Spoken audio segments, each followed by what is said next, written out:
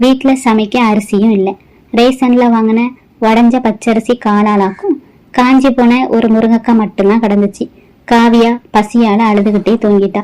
மனம் தாங்காத சுதாவும் சரி இருக்கிற இந்த அரிசியையும் முருங்கைக்காயும் வச்சு ஒரு கஞ்சியாவது காய்ச்சுவோன்னு நினைச்சு அவசர அவசரமா அந்த பழைய குக்கருக்குள்ள போட்டு கொஞ்சம் தண்ணியையும் உப்பையும் ஊத்தி அடுப்புலையும் வச்சா.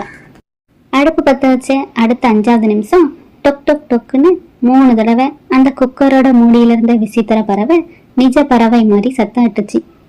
அடுத்த நொடி அந்த சின்ன குடிசை வீடு முழுக்க ஒரு பிரம்மாண்டமான வாசனையும் பரவுச்சு. அது சாதாரண கஞ்சியோட வாசம் இல்லை, நெய்யும் முந்திரியும் பாதாமும் கலந்த ஒரு தெய்வீகமான பாயாசத்தோட வாசனை. அதிர்ந்து போன சுதாவும் அடுப்பு அணைச்சிட்டு பயந்துகிட்டே துணியால குக்கரோட மூடியும் திறந்தா. உள்ள இருந்தது அவங்க போட்ட ரேசன் அரிசி கஞ்சி இல்லை, பாலும் குங்குமப்பூவும் மிதக்க சுட சுட பல